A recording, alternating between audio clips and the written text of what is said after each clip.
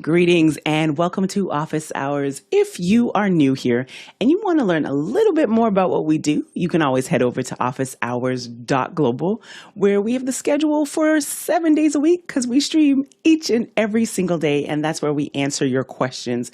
Speaking of questions, if you are watching and you want to submit a question, just head over to askofficehours.global, and we typically get to your media and tech questions within a day or so. And for our producers, this is a great opportunity for you to submit them. Remember, you can always vote them up and or down because this show is driven by you. And speaking of show, Alexander, let's get into it.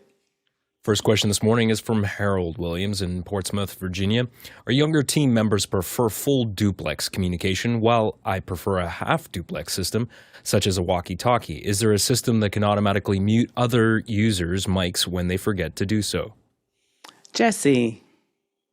I kind of love this question because it gets down to the heart of protocol, and the system we use is not quite automatic, but when somebody's mic is open, we call them out by name over the air and ask them to mute their mic, and they usually pick up, and the entire rest of the team usually picks up on the implication pretty quickly, and it becomes automatic.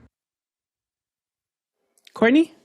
Yeah, the problem with that is that unless you hear their voice, you don't really know whose mic is unmuted. And if you're hearing, feedback from the EPA in the room over the comms, it can be very confusing and very disorienting.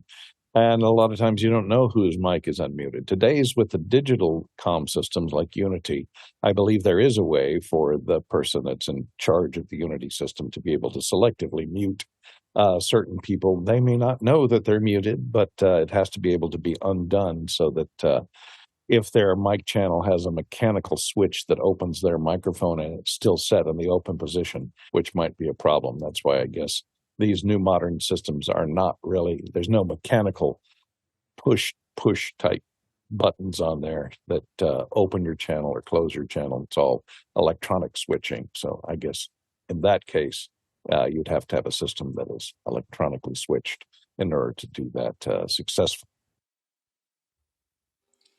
Go ahead, Bill.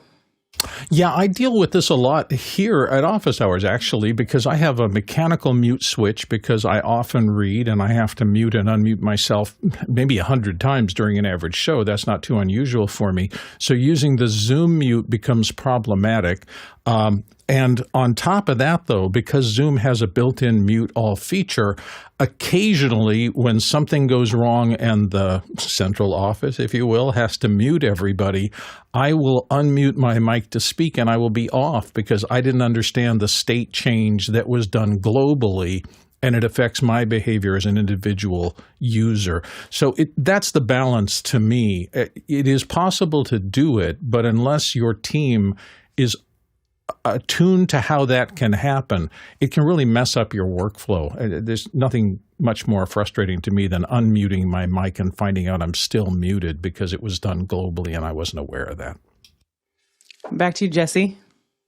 The first time we say there's an open mic and we don't know who it is over the air, we have a pretty good idea who it is. Second time we say it, we are usually 99% sure. If we say it a third time, we know who it is because every other member of the team is staring at the one person who still has an open mic. They have identified him just by looking around and seeing who hasn't already muted.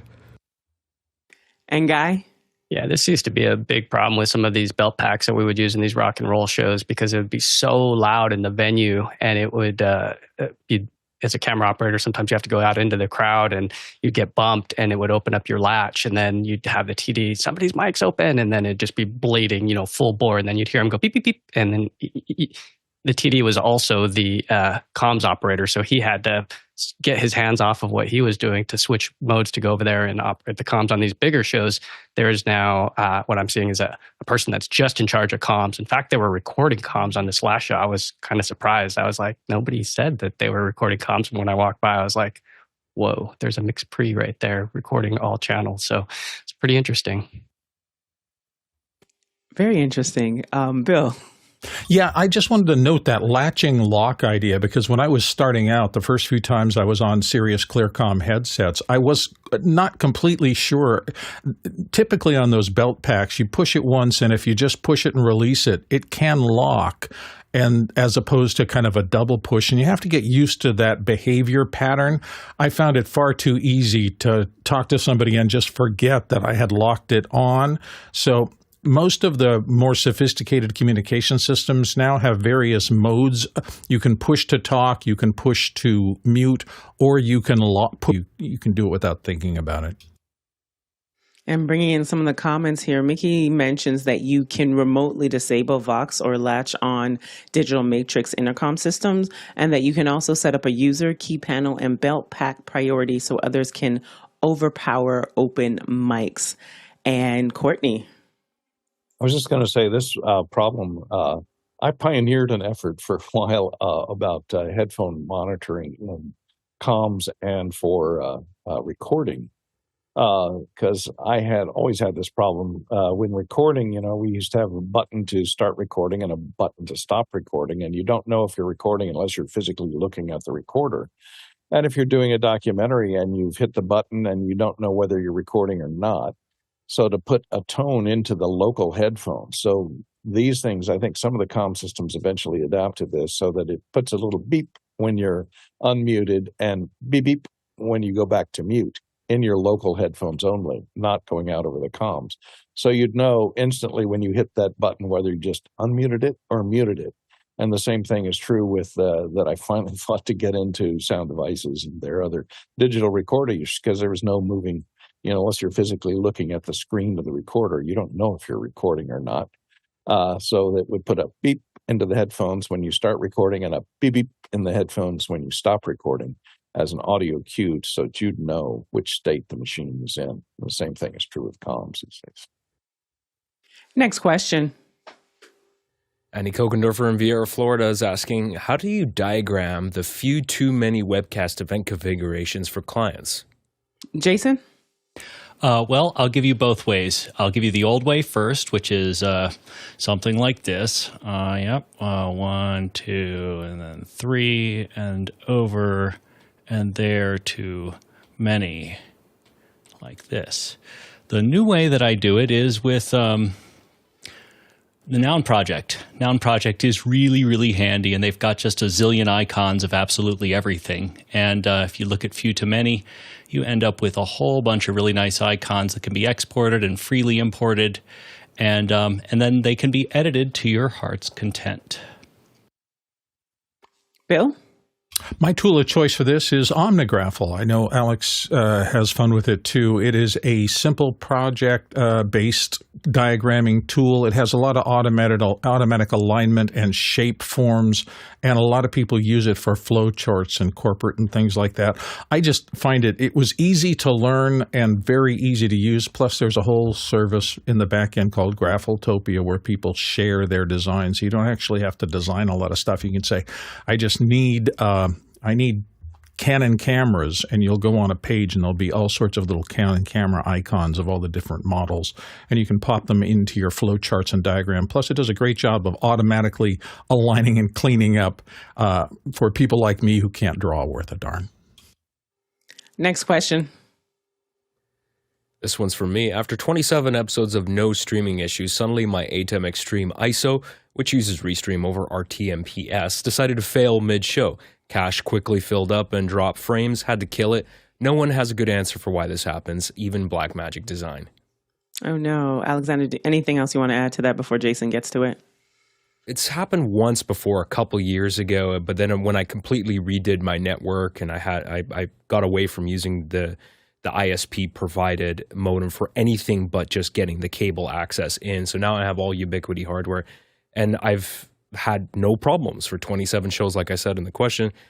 So it's really strange. I know tons of people have this problem. I've searched the forums, believe me, endlessly, and everybody seems to think they have an answer for it, but it's usually a temporary thing, and then it usually happens again.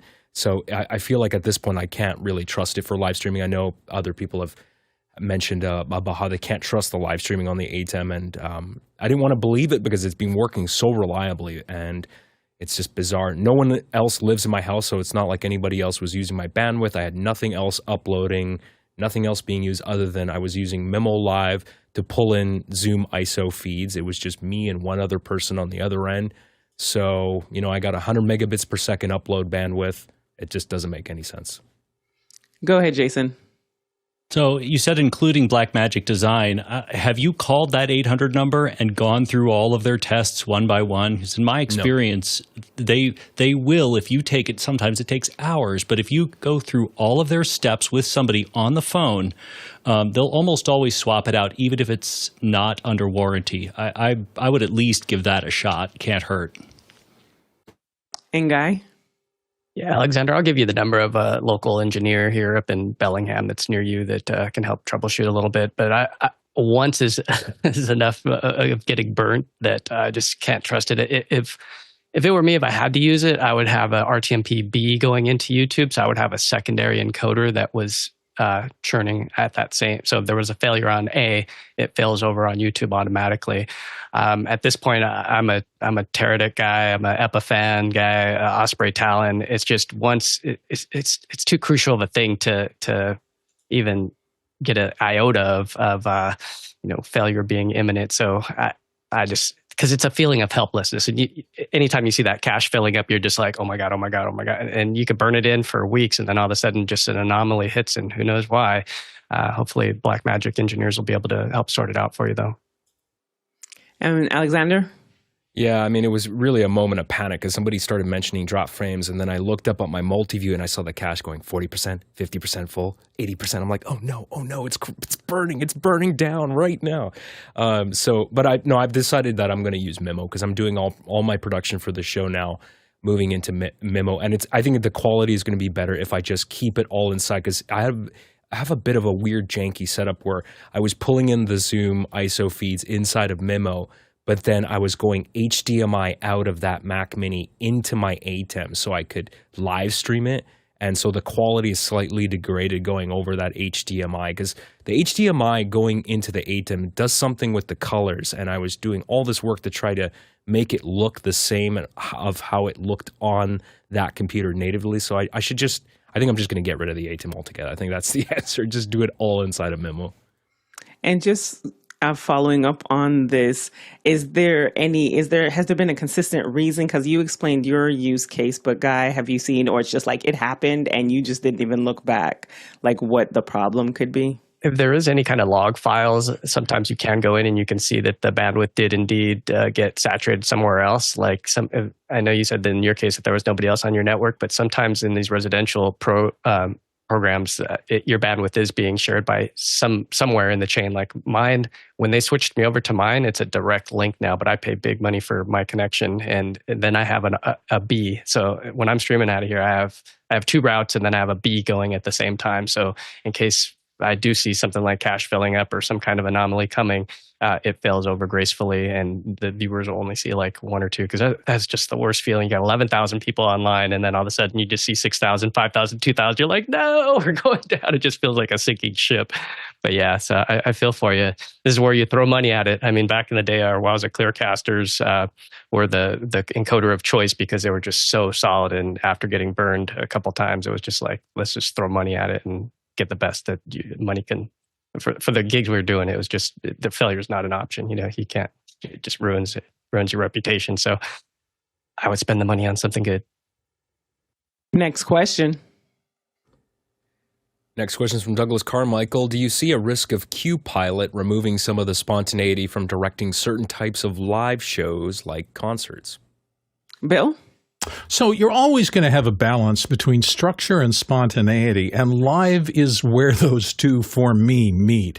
Without structure, without a run of show, without some idea, it's really hard to make sure that the crew and everybody is on the same page doing the same things at the same time.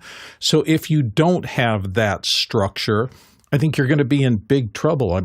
Live show is not where you really want to be doing everything on the fly. Now, on the other hand, spontaneity is sometimes what makes things exciting to watch. So to drive it all out and say, we are only going to execute these cues at these exact moments and no one's going to be able to deviate from it and that's it. That kind of system does not attract people who are really exceptional, I don't think, at what they do, because it's the kind of crazy people that somehow get in there that really spark interest and engagement. So, what do you want? A classically trained actor who will do Hamlet line by line, which is fabulous? Or do you want a Robin Williams type who's going to come on stage and you don't know where it's going next, and your crew has to say, wherever this person goes, I have to follow it and make the best show out of that. So Douglas, it's an interesting question, and I like combinations of both. I like it when there's structure enough so that you don't risk burning down unnecessarily, but you build a system that's flexible enough to allow people to do something exceptional. My 2 cents. Go ahead, Courtney. Yeah, I've not worked with CuePilot. I went and took a look at it. If you look at it here, basically it looks like you pre-program to a time code track all your cues, and I guess these are robotic camera moves too, because they seem to be programmed in. You have each cue coming up, and you have a timeline here at the bottom that's pre-programmed in. So obviously spontaneity is reduced because everything is pre-programmed and done to a empty time code track, so that the drummer has to have a click track and in his ear all the time, and everyone has to be in dead sync with the time code. And of course that removes a lot of spontaneity. And these days, in a lot of these big productions, live concerts, there's so much peripheral stuff that has to be done on cue, such as background videos that play in sync with each verse of the song. And you got to realize too, before they go out on the road to do these live shows, these bands will spend a week, 3 weeks, sometimes a month in rehearsals in a warehouse somewhere with the whole venue set up, the whole stage set up, the way they're going to do these live shows. And they rehearse and rehearse and rehearse, and the director's there to rehearse, figure out the camera moves, figure out what kind of coverage is going to be. So a lot of the spontaneity has been removed a month before that show goes on the road. And the only way the audience knows that there's no spontaneity in the direction is they see a mistake. And if there's a mistake, a spontaneous mistake. So that's really the only way the viewer really knows it's spontaneous. If in these shows, if the drummer decides to, extend his solo out another 2 minutes, it's going to throw a wrench into something like CuePilot unless it can easily adapt to the interruptions of the pre-programmed timing. Jesse? We've been doing live shows and concerts for about 20 years now, and in the course of those 2 decades, we've never once said we run the risk of not having enough spontaneity. You get the spontaneity for free when you're doing live shows, and the real task is minimizing that spontaneity, because it'll come like a tidal wave whether you want it or not. And Bill. Well, I think to Jesse's point and everything, this is a risk management thing. What are your risks? If the audience is very tolerant of risk and just want a great show, then you don't have to lock it down. Now, on the other hand, if you're Taylor Swift and you're getting hundreds of millions of dollars to make sure that this show is fabulous, you want and when she does the traditional, and we've all seen little clips of it, the dive into the fake water and then appear somewhere else, those are on incredibly tight timetables. And, things have to just work exactly right. And to Courtney's point, there's probably tracks and synchronization. So you have a margin for error, but you're also trying to reduce the possibility of things going wrong and bringing the show to a halt, particularly when there's that kind of money online. And that a major mess up is going to end up on the news tomorrow, and everybody's going to wonder why you have the people in place you do rather than somebody who's better at it. So just my 2 cents. It's balance here. And if you found that last response interesting, you want to come back tomorrow, because we're actually covering CuePilot for our second hour. So bring back these great questions. Next question. Next question is from Stefan Fischer in Würzburg, Germany. Is there a database on the web for outstanding venues for workshops, etc.? Where do you search for everything else but the standard business hotel for your workshop? Jesse? In America, we use PeerSpace a lot, and it looks like, I don't know if PeerSpace specifically is available in Europe and Germany, but it looks like mindspace.me might be the reasonable equivalent, probably even owned by the same company, judging by the the name and the branding. But that's where we start our search for unique venues. And if we can't find anything there, we just ask around to all the performers and public speakers that we have in our network. And they usually point us in the right direction for something unique, fun, and funky. And to add to that, it's a little tedious. So one, I have not come across one search and using those queries, those like a Boolean search to be able to find what other conference venues, like unique venues, etc. Also look in, I would say there's been in the past year or two, especially since COVID, for smaller venues that are like a unique space. So if you and mainly I see that in the tech space, that could be just some ways of like hacking around that. But overall, I haven't seen that. So there's an idea out there for someone to build upon. And in the comments, John says, in jazz, oftentimes, oh, sorry, wrong questions. Co-working spaces. Mickey said co-working spaces. Next question. Ryan Thomason in Houston, Texas says, what software, if any, does anyone use to visually map their AV layouts, both logical and physical? Tools like LucidChart, Visio, etc. Jason? I really like H2R gear. I've been using this for quite a while, and it allows you to take, pretty complex things, and get it down to like the length of the cable. And this is both physical and practical. So it can show you the layout, but you can create. So for example, this is one rack shelf. This is another rack shelf. This one is conference room wall, right? And then you can change the colors of each of the connections. I've used Visio before too. I really like H2R gear. Alexander? Just +1. That's a great option. That was my first choice. And Jesse? And if you're in the early days of your layout journey, Apple Freeform works a charm. And Bill? Yeah, I would have used Freeform when it came out because I was reading about it. But again, I'm with OmniGraffle, and it's funny. I hadn't heard of the LucidChart because I've been with OmniGraffle for such a long time. So I looked up LucidChart on my tablet over here, and the first thing it says is better than OmniGraffle. So if they're comparing themselves to it, it must be pretty good. Next question.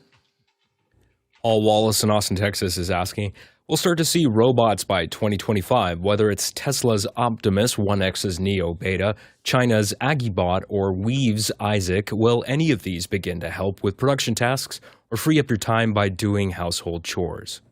Jesse? I mean, our houses are already well equipped with robots. They're just not in the humanoid form. And the reason for that is the humanoid form is not really the best shape for a robot. Like, it is a very top-heavy form. We tend to put all of our sensors up at the top part when we need sensors all throughout the body. And of course, that could be solved with robots, but it's just not the most conducive for robotics. Also, there's the not just the complexity of the movement chain, but also how much power you need to keep a humanoid robot going, that the battery you can keep in the chest doesn't really last that long. So they make great demos, they get great press, but it is not, in my opinion, likely that we're going to see many humanoid robots penetrating all corners of our lives. They'll be mostly for pressers and getting attention. Courtney? Yeah, I think most of the humanoid robots that are being trained now or that are going to come on the marketplace next year are designed for factory work where they have repetitive tasks that are the same over and over again, but have some variability in their position and it's like a moving assembly line where they have to put something on something that's moving. They can adapt to the moving assembly line, something like that. Where a conventional mechanical robot with like an anchored arm that assembles cars, for example, would not work, where the humanoid is mobile, so it can move to keep up with things that are moving. As far as housework goes, it's an awfully expensive. You can hire a maid or a maid service for cheaper. For the price of that robot, you could probably hire a maid service for 10 years or something. So it depends. Doing housework, when they make a humanoid robot that can clean that little 6-inch area of floor between the stove and the wall, that'll be great because I can't even get in there and clean that. So I don't know how a humanoid robot. Alexander? If it could just make a pot of black coffee. And that Mr. doesn't exist Coffee. yet? No, Come on. that's not out there. That has to be out there somewhere. There has to be one that does that. Nigel? Yeah, I was sort of going the same way, which is, that I think one has to think about automation in many, many levels. I think the last most sophisticated level is a humanoid robot. The pot of coffee would not be my test. It would be, would they get the right amount of Marmite on my toast? That would be for me, because too much Marmite or too little is a disaster. But we've had one of those robot vacuum cleaners for years. It's not perfect, but it fills in pretty well in different places. So I doubt next year, Paul, we'll be seeing them in our homes and apartments. But I think we'll increasingly see automation, both hardware and software, simplifying jobs, as we've seen for the last 20 years. Guy? Yeah, I'm excited to see stuff in production because just here at home, like others have said, these robot vacuums are just crazy because this is the iRobot app, and you can see that it actually maps your house. I don't know if you knew this, but it'll actually tell you where it was dirty with these extra little what do you call these little markings. But so this day it worked 9 hours. So that's 9 hours that I didn't have to work. So that's pretty crazy to think that this thing goes out every single day and saves me, upwards of 9 hours of vacuuming. And I did see Tesla's robot here locally. They had it at the Tesla showroom, and it's kind of Terminator-esque. It's kind of freaky. So seeing something like that walking around with a camera, I mean, sure, in the future it'll save time, especially if it could run cables or do things that might be dangerous. Those are things where if I have to go up on some kind of heights or something like that, a human falling versus a robot being able to go up there and just run cables would be amazing. So I'm excited to see what kind of ideas come to light in the next few years for production. Courtney? I think the fear of a 300-pound robot falling on me from the greens above is probably more scary than having a guy up there. I think a lot of the Japanese have been working on this humanoid type robot for elder care because they have an aging population that they're not going to have enough young people to take care of their aging population, and so they've been working. Honda has now discontinued their humanoid robot construction, but the scary thing is we have 50 years worth of science fiction movies where the robots turn on their creators and wreak havoc. So there's that fear in there, because if they have a humanoid type robot that's strong enough to help lift us out of bed or assist a human-based person that weighs as much as they do, the potential for scariness and damage and causing more harm than good is pretty great. So I think it's going to take a long time before we adopt the humanoid robot as an assistant in either household chores or assisting the elderly, for example. And Jason? Yeah, in Terminal 3 of the San Francisco International Airport, which I was at last week, they actually do have this coffee-making robot, and it did a pretty decent black coffee. So there it is, Alexander. You've got to head out there to test if it works. There was an interesting comment here, a couple of them in the chat. Mark says, all I need is a Rosie the robot. So just a flashback back to the Jetsons, which we're kind of coming up on a lot of that content is coming out in real life right now. James says, we live streamed an event with William Shatner at UBC, where the robotics department showcased their robot. Its large battery bank lasted only 45 minutes, highlighting that robots typically need to be connected to a main power source, as is common in car manufacturing. I know that I've seen a couple robots going around, not the humanoid versions, but as Jason shared, just like out in hotels, like traveling wise, I've seen some robots, and they're helping with housekeeping, and a lot in restaurants. I don't know if you all have seen them out in the restaurants where they've got either, I've seen dishes on them, so they act as a support system for the waiters and waitresses, and or having like the desserts on them. So that's always neat and handy to see those types of things. So we'll see. Guy, CES. Will you be at CES in the coming coming months? Because then we might just need to create a second hour at that time, Guy. Yeah, it just reminded me too. Yesterday I was at church and this kid was telling me that he works at the Amazon warehouse, and he was telling me that if he goes into a certain area, all these robots stop working. Like they just stop. So they wear these things that allow them to get sensed by the robots, and they'll just stop. But he said they ship 300,000 packages a day out of this one warehouse. And you can see all this automation of these things just running around, all automated. It's crazy that they could do 300,000 packages in a day out of a simple facility. And it's all because it's all automated with the scans and the pick and pack. And having run a warehouse before, this just fascinates me as to the future where all this is going, because that's where it's at. Like, who wants to run to the store when you can just have a guy bring it to you? I mean, and that'll be the future too. I mean, we haven't even got there where, robot delivery. I mean, they're already talking about all kinds of, you're seeing it. You're seeing like across college campuses, food getting delivered on these little things, these robots that drive down the street autonomously and bring it right to you. It's pretty wild. We live in a fascinating world. Next question.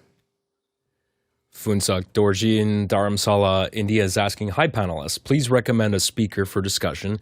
For a small library, 30 by 30 feet, and an audio mixer is Behringer Xenyx 1204 USB. Budget is limited. Thanks. Go ahead, Bill.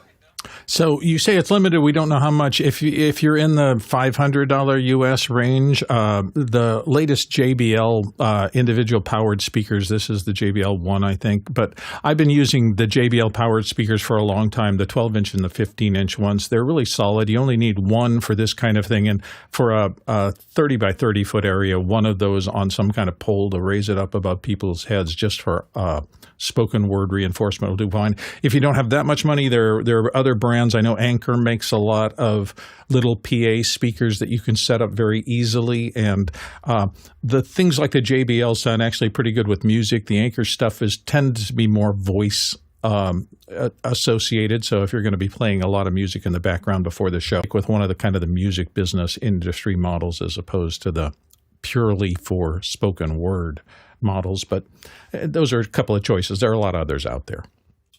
Alexander?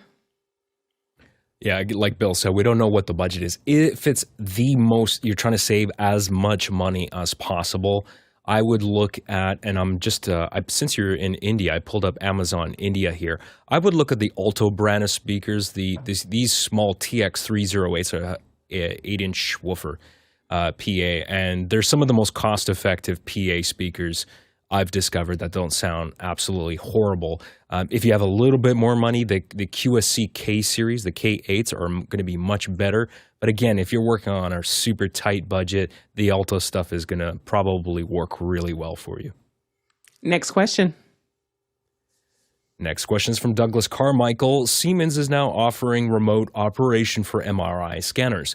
Do you see any challenges introducing the Belfast method to the healthcare sector? Jason? Well, yes and no. MRIs are relatively easy to operate remotely. The hard part is securing the data against exfiltration, and I would say that that's going to be a problem for healthcare from now until the foreseeable future. Go ahead, Courtney.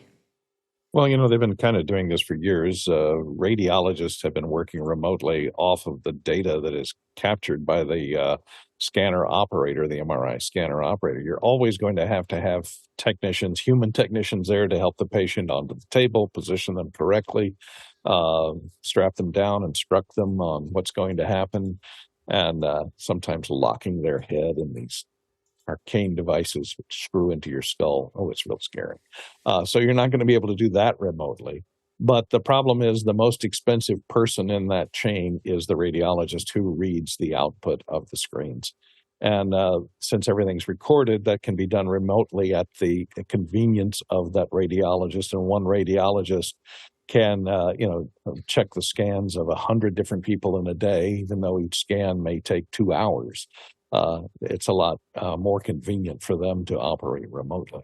So the operation of those Siemens scanners, I ran a Siemens scanner in a movie, in a TV show called Miami Medical. So we had to fake the scans a lot. So I was kind of familiar with how they work. But yeah, it can all be done remotely, and we faked it remotely too. And Bill?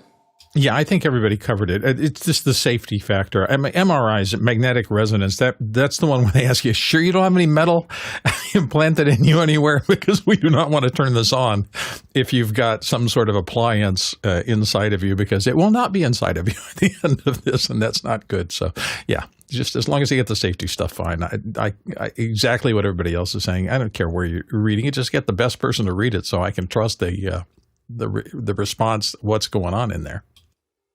Next question.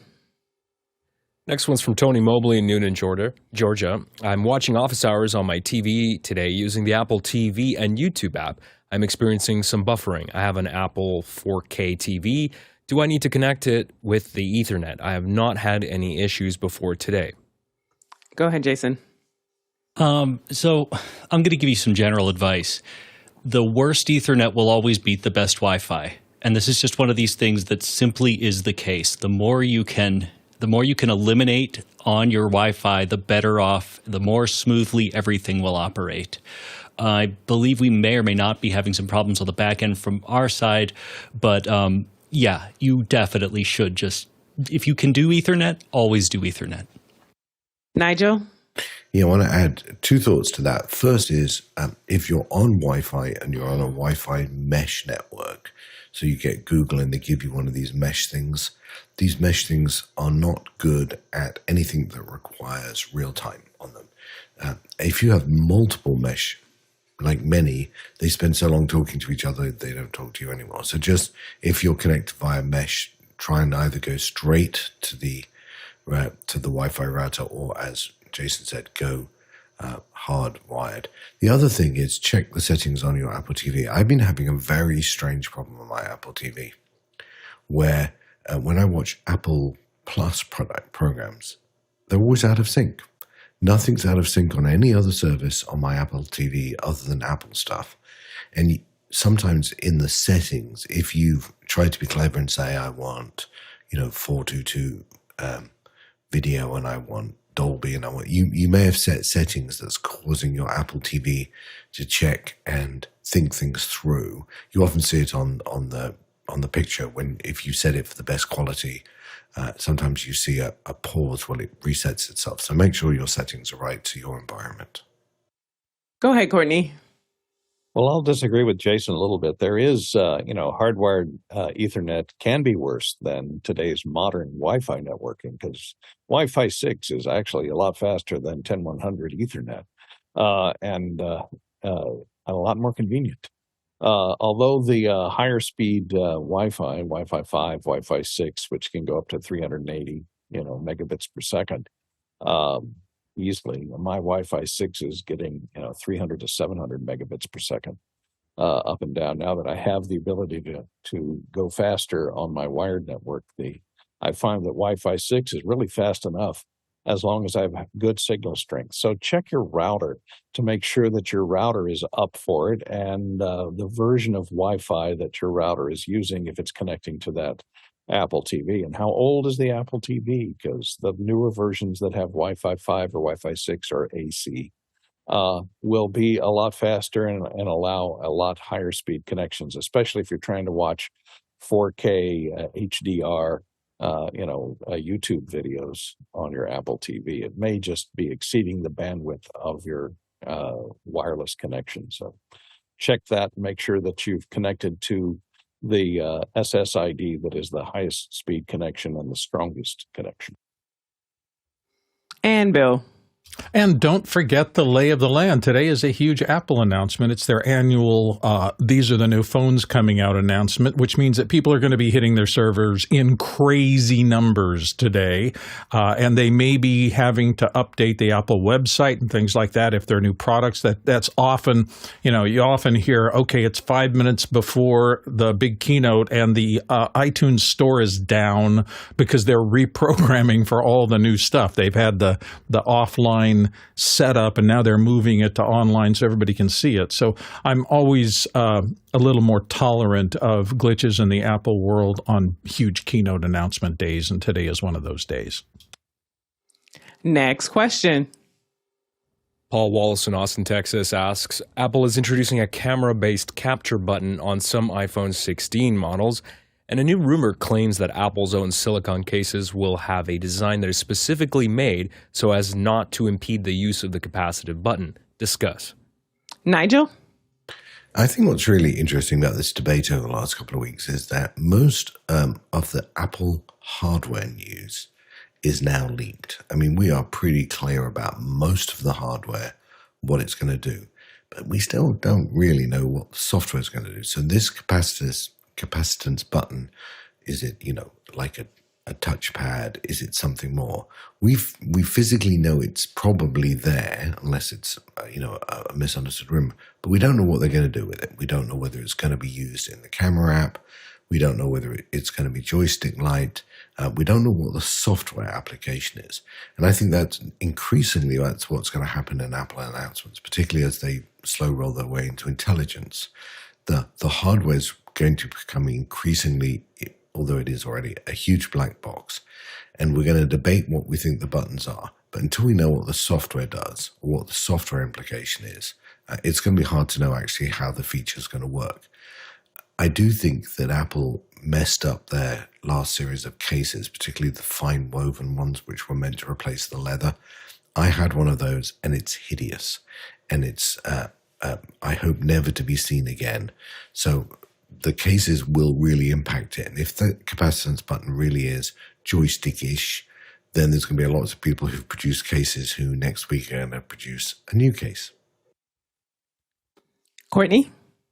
Yeah, capacitive buttons have always been a nightmare for me. I hate monitors that have the capacitive buttons on the front where you just touch the edge of the bezel to turn stuff on. Whenever I go to adjust the monitor, I'm constantly switching inputs or changing the contrast or doing something unwanted just by touching the bezel of the monitor and not realizing that there's hidden capacitance buttons operated there.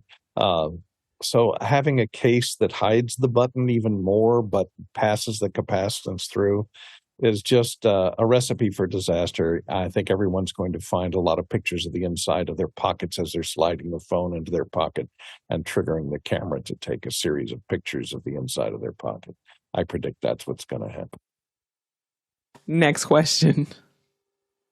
Next question is from Håkan Fors in Stockholm, Sweden. Guy, can you share how you used the Proaim Sky-Walker Pro at the Tesla event and how the setup worked? Go ahead, Guy. Sure. This was a Noah Sargent's event along with some popular YouTubers. We rented out a venue in Austin, Texas, which at the last minute decided to have the chance of rain. So we had to go indoors with a tent. So this thing was supposed to be an outdoor thing, which this is what the Proaim looks like in its case. So basically we hung an FX6, which is about let's see how big the body is on the FX6. So here's the FX6, which we rented from Austin Movie Gear, not promoting those guys, but you can see that this was a rental item. We had 6 of these cameras in addition to 3 FX. We had FX9s and FR7s as well. It went across, so this is the tent that we had to put up at the last minute, which was huge. And so you can see the guide wire going down the middle, and that's where I was controlling with these two. So the Ronin was able to do the auto tracking, so that's the cell phone in the middle, and then the control. It looks like an RC controller, which basically it is for flying like remote control airplanes. So that one would move me left to right, and then I could use the other one to move, pan pan and tilt essentially, and you could see the shots there in the multi-view, and then you could see it in action up there in the top left. So this was a pretty heavy rig, and having to use all these concrete blocks and all these crazy things to get the weight appropriate so that this was safe. We also had an orbiter. That's the orbiter that was going around, which was way more cool for this event and for the shot, because the Cybertruck wound up getting parked underneath there. And this was the first time that it was publicly out on the street. So it was pretty cool to be a part of this. And thanks to Noah for inviting me and a couple other people. We had Jeff Keepley cutting the show. It was a cool event. But yeah, the Proaim worked out pretty well. It's one of those things where you get what you pay for. You know, if you have the big cables, cable cam, the official ones, I used to be at NAB, and those guys would be across in the booth across from us. And so I'd go and chit chat with them and see how it all worked. And it's a pretty sophisticated operation, but you're talking about big dollars versus what we did was on a shoestring budget. So if you're okay with a shoestring budget and having, RC controllers instead of the professional controllers, take a look at that Proaim Sky-Walker. Next question. Stefan Fischer in Wurzburg, Germany is asking, no matter how you design your mail footer, it depends on the fonts of the receiver's computer, what he sees, correct? Jesse? Yes. We keep the footer for information only, no artistic expression, just the information that the recipient needs if they want to contact us later, which they don't need that information because they're already in contact with us. So a simple sign-off, I do -JJ. Bill? Yeah, the only caveat, I agree 100%. The only caveat is that there are system fonts you can expect on Macs and PCs. So if you design something in one of those, they should be on everybody's system of that same type. The other thing I'd say is if you have to do some sort of disclaimer or footer that's small, but you want it a particular way, you can always turn it into a graphic and attach that at the bottom of something on your mail footer. And then fonts are not a deal because it's just a graphic showing the fonts. Next question.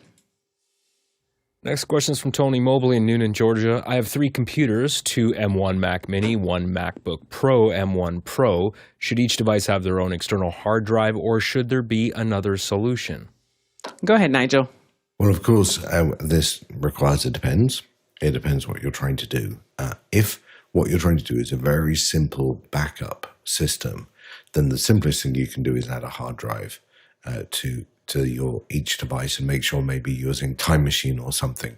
And then if you need to share data between them, depending on the amount of data you need, you can either send it across the network, you can use some of Apple's fabulous tools to beam it between the machines, or copy it to a hard drive.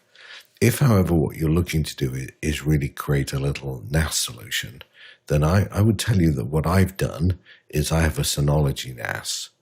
It's a 1522 plus, I think. And I use that for backups. I use that for shared data. You can't necessarily do 4K real-time editing of it, but it's generally pretty fast if you put the appropriate bells and whistles on it. But I warn you, this is an expensive route to go down. If really what you're trying to do is just back up the machines, buy 2 or 3 hard drives. Remember that you should always have remote backups. So probably use, the Apple tools for that as well. But if you want something more structured, you're going to have to start thinking about NAS. But it depends on the usage of the application. Jason? Yeah, everything that Nigel said. I too use the 1522, and I have added in, there's a way that you can add 10 gigabit Ethernet. There's a little card slot in there, and it is far and away the cheapest way to get 10 gigabit Ethernet into a NAS. I really, really like this unit. That said, Nigel's right. It's definitely a lot cheaper to get a handful of SSDs and plug each one into a Mac. And Courtney?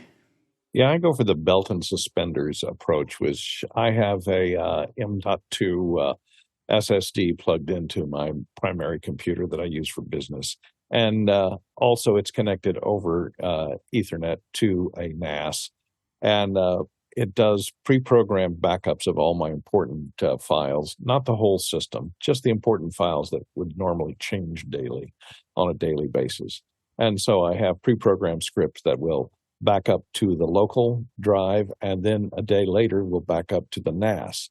And I delay these two because if there's a mistake and it's pre-programmed backups, if there's a corrupted file, for example, if I save my, one of my bookkeeping file saves out and it crashes or it corrupts the file, and then the automatic script at the end of the day will copy that corrupted file over the previous version of that same file on the NAS and on the M2, then all of your copies are now corrupted.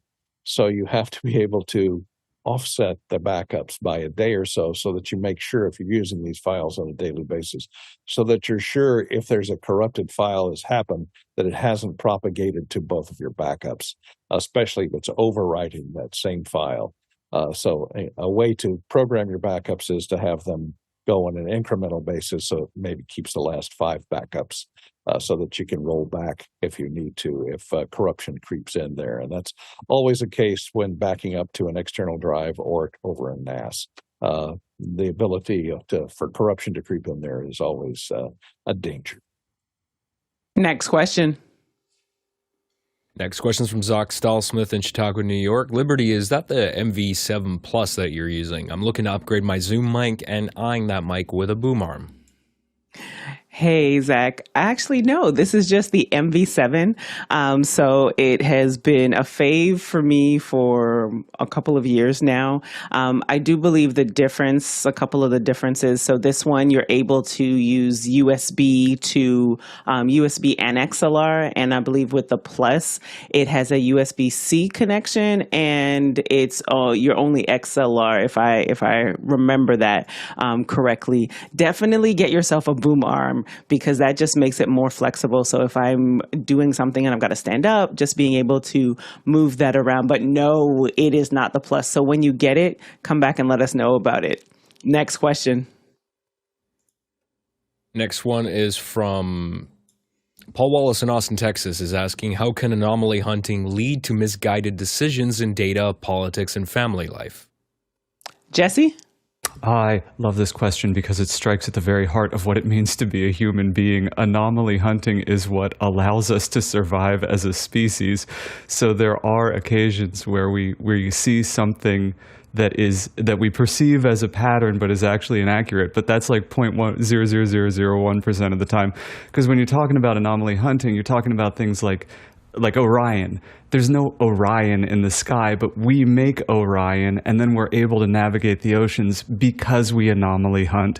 So you take the whiffs with the hits. You zoom out to the full scope of humanity, and there are whiffs along the way. But when you actually think about anomaly hunting and what it is and what it does for us, there are no cumulative misses. We grow and we exist because of that glitch in our DNA. Nigel? Yeah, so thanks, Paul, for referencing my Substack. If you want to see my answer, go to the Substack. If you would, when you're there, if you'd subscribe, I'd be most grateful. But this is not a commercial for my Substack. It's really a thought that we often see people doing what humans, as Jesse said, do, which is pattern matching. We look for patterns. We go, every time I stand on my head, the Apple TV buffers an extra second. We look for patterns. We look for conspiracies. We look for things. And whatever you do, always search for the context, and that will help you.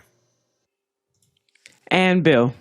Yeah, amen to that. Anomalies are interesting things because I do think that there's a very deep ancient part of our brain that says we're looking in the forest, that's safe, that could not be safe. That's an animal, will that attack me? And so there's something that's developed to look for the one thing that might be a problem as a method of survival. But then you get to the point where suddenly you can focus on the anomaly and you can forget the rest. I mean, I don't know if anybody ever went to dinner with the fabulous 70s and 80s supermodel Cindy Crawford, but if they did they spend the entire lunch looking at her mole? Her mole is famous. It's there. If you do nothing but look at the mole, you can start to think, wow, that's the defining characteristic. I don't think that's the defining characteristic at all. And for 99% of the world, that was completely inconsequential. Now, if I was a dermatologist, I may have sat there and wondered about the mole for a half an hour and paid no attention to the human being behind the mole. That's what we do. We just, what's important to you? What have you conditioned yourself to see as the anomaly? And do you get so focused on the anomaly that you forget the larger picture? It's a human trait. And Alexander? This is the first time I've heard anyone use the term anomaly hunting, but I understand the premise of the question. And I think all I'll say is I'm always so pessimistic about humanity because I just feel like the human race, we're so treacherous and just designed to destroy ourselves because of the way our brains work. But I'm just really hoping from the technology angle that maybe one day we'll be able to sort of hack our brains and fix the fundamental, that lizard part of the brain that just makes such poor decisions. And I'm optimistic that technology can fix this problem. And Jesse? Alexander, you couldn't be more wrong. And I mean that with all due Throw respect. down. I love it. Because what you're expressing right now is our genetic compulsion to study what's wrong and to fix it. If we didn't have that genetic compulsion to focus on everything that's wrong all the time as individuals and as a species, we would not make improvements. But what happens is you end up blind to all the improvements that are being made because we are compelled to study what's wrong. We're compelled to be interested in anomalies, which allows for the mutation of our thinking and allows for progress. All of this stuff leads to growth and leads to the expansion of our capacity. Next question.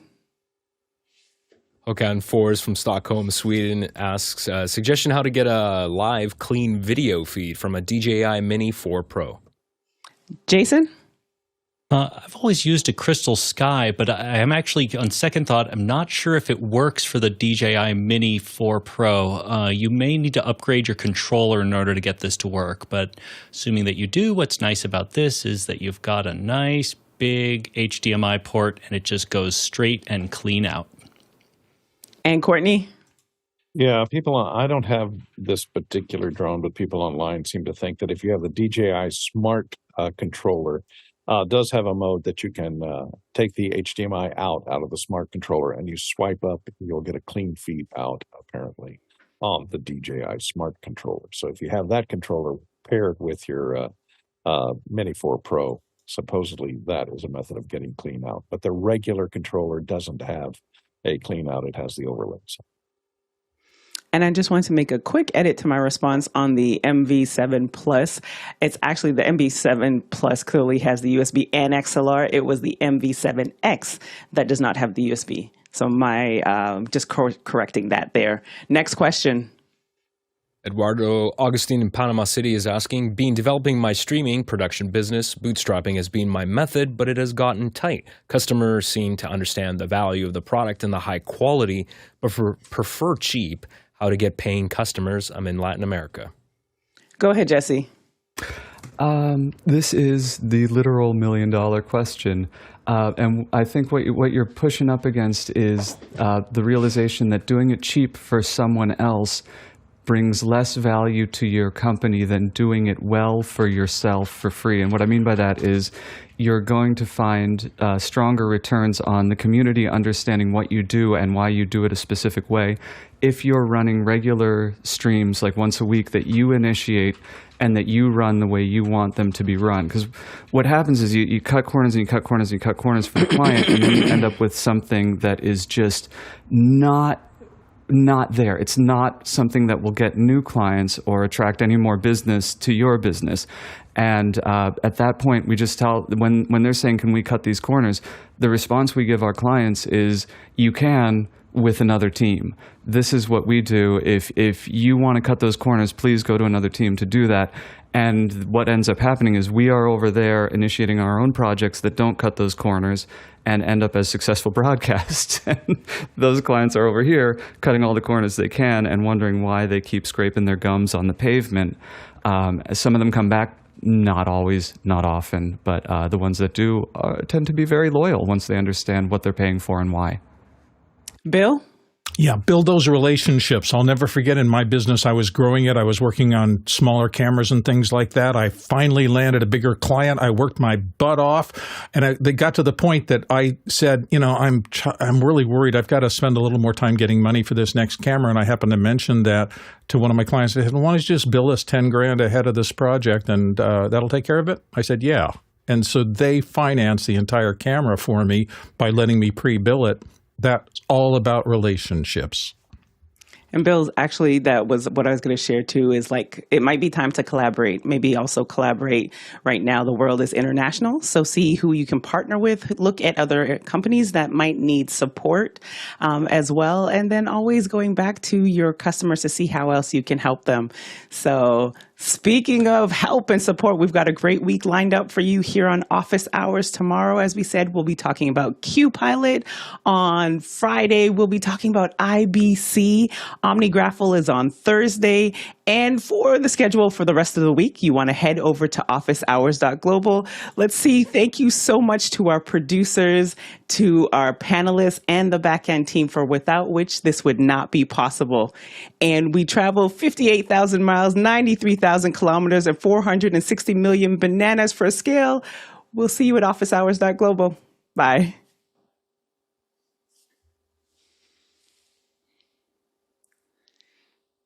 Who's watching? Oh, we don't whisper anymore. I forgot. Who's watching the Apple event?